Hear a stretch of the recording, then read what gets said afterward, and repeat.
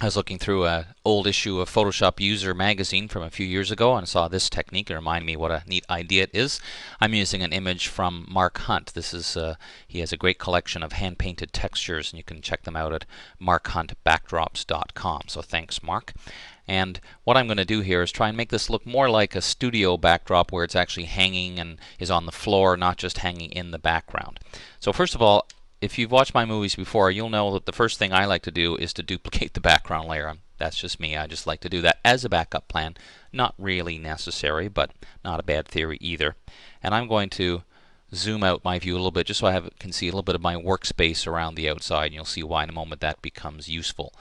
So the next thing we need to do is to select an area, and this part you'll have to experiment, but generally it's a little less than third. The bottom third or so is what the part we want to select. Then we're going to press Control T on Windows, Command T on the Macintosh for free transform, and hold down the following keys: Shift Control Alt on the PC, Shift Command Option on the Macintosh, and pull either corner way out to the side like this.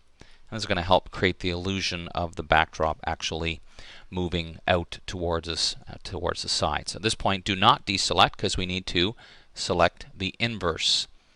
Now we need to feather this, and the quickest way, I'm on the PC, so I would just right click. On Mac I could control click and choose feather. We want to use a fairly high amount, click OK, and then use levels. So Control L on PC, Command L on the Macintosh, and just darken up that hanging part of the backdrop. Now the next step is an optional one. I like to do this. I find it makes just a little bit of a difference, is to make a fairly skinny selection. You'll have to sort of eyeball this and say, I want to try to select roughly where we're going to suggest that it turns from the hanging part to the floor.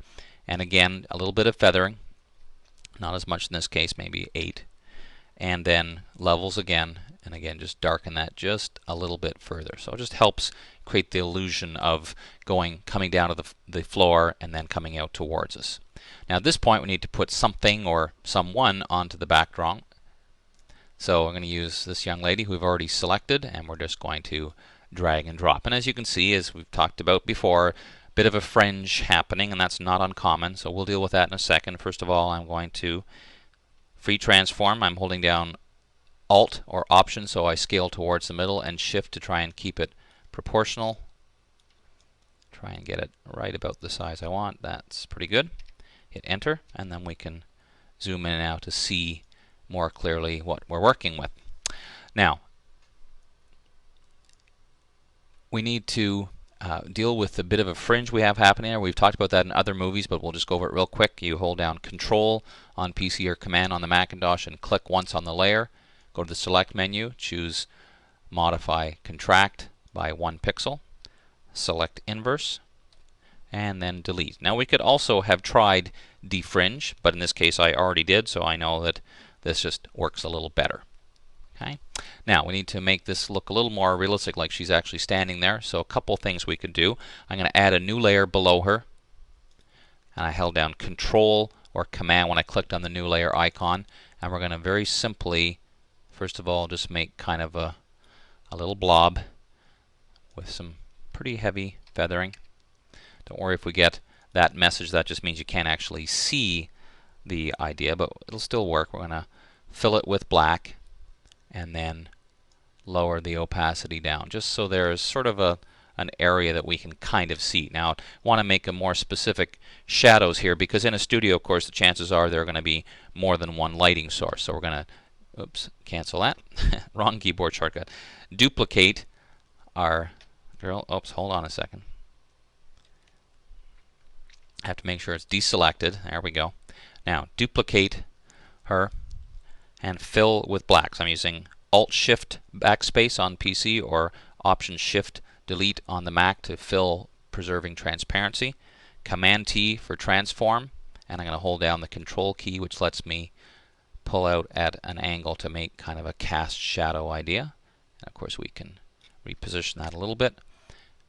Take my Move tool and just try and move it up. Of course it needs to be behind. And we need to lower the opacity a fair bit to make it look more shadow-like. We can try changing the blending mode to multiply. I don't know if it'll make that much of a difference in this case, but what will make a difference, of course, would be blurring it. So Gaussian blur, find that thing and just blur it just a little more so it's not quite so obvious, and then we'll repeat the same operation. We could probably just copy the shadow, but just to be safe, I'm going to make a whole new one just to make sure I don't make any kind of error, and we're just going to make a little shadow off this way, slightly different angle, not quite as much. And again, lower the opacity, probably even more. Apply the same Gaussian blur filter just so there's a very slightly noticeable, and again, we can use that multiply idea. So there you go, and it's a very simple way to go from just what looked like a hanging backdrop, like this, into a studio backdrop complete with a model.